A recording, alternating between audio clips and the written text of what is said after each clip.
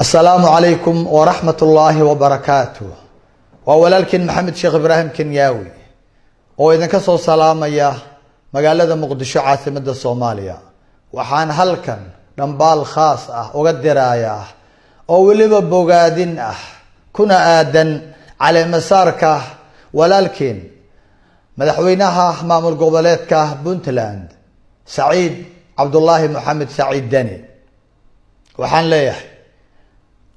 جالي مدحويني ولالكينا سعيد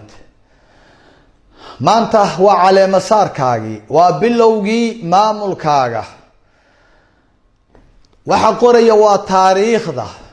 waxaan rabaa in aan dushaada saaro amaano bal aan xusuusiyo amaano ku saaran waxa maanta marti ku ah oo kula jooga hogaamiyalkii ugu waaweynaa uguna sareeyay qarankan Soomaaliyeed wadankan barsamaadkiisa Allah soo celiyay waxa maanta kula jooga walaalo haddana uurkoodu aana isu fiyoobayn ahna dadkii ay ka go'aysay talada midnimada iyo wadajirka ummadan 30 sano dhibaatada haysay inaad kaga faa'iideysatid maanta oo aad muxaafid iyo mucaarad inta kula joogta oo dhan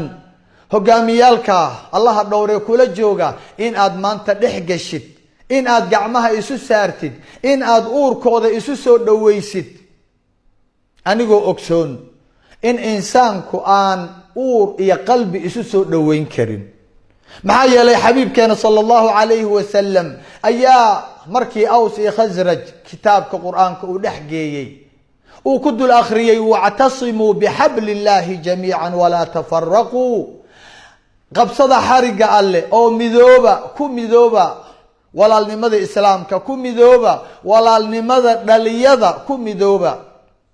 ha ku kala tagina walaalnimada ha ku kala tagina qaranka ku kala tagina markuu dulgeeyay aayadka oo uu ku akhriyay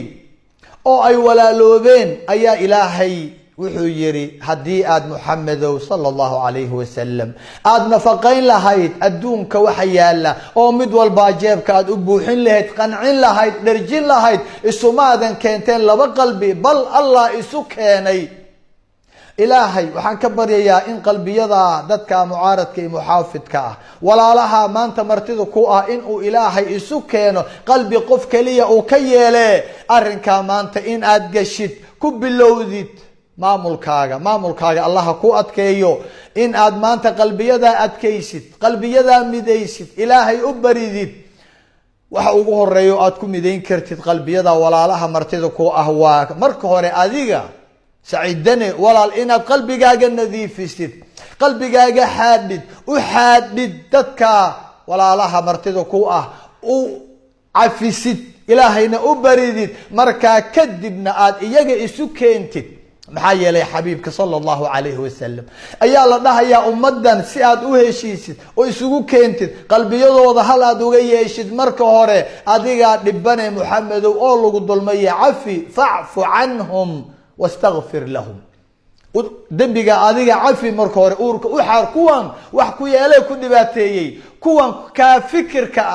ee aan kula fikirka ahayn kuwan aaraadoodu ka duwan tahay kuwan mucaaradka ee ku dhibay qaadan la hadalkaaga kuwan cafi kuwa ka soo saaray magaalada cafi kuwa laayay saxaabadaadii cafi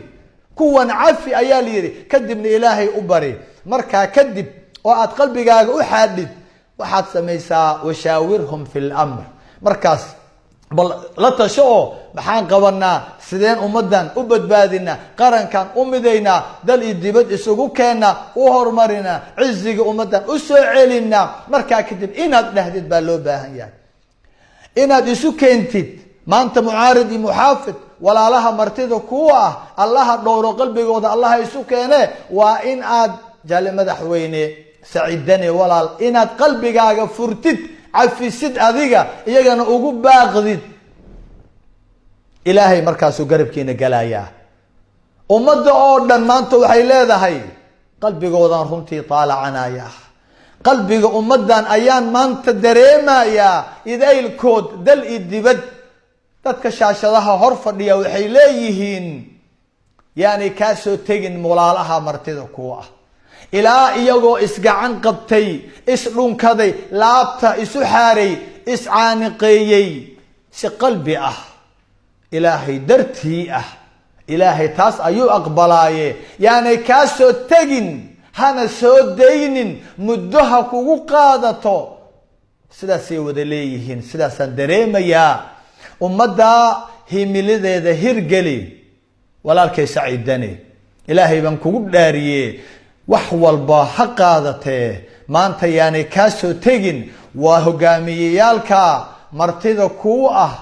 yaanay kaa soo tegin ilaa ay qalbiyadooda isu xaaraan ilaa ay isgacan qaadaan iyagoo qoslaya ayaan doonayaa in ay si wada jir ah ugu soo laabtaan qarankoodii waddankoodii caasimadoodii ilaahay waxaan ka baryayaa allah kula garab galo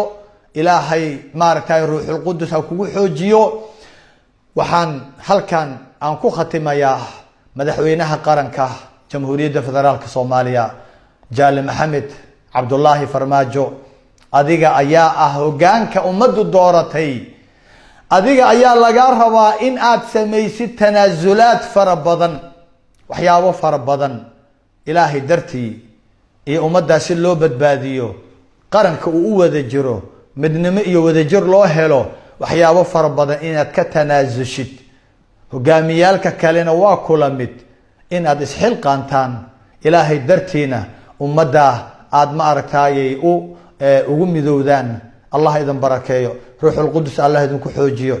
waxaan adduunyo farxeena aakhiro farxeena runtii ilaahayna raali gelin kara in aan u aragno walaalo wada jira walaalo ma aragtaay la qaran baa naga dhaxeeye walaalo isu qalbi furan qalbiga weeyaan qofku wuxuu qiimo ku leeyahay ilaaliya qalbiyadiina si wada jira qalbi kaliyana noogu soo noqda si nabada noogu imaada allah idin barakeeyo waanu idin soo duceynaynaa wassalaamu calaykum waraxmatullaah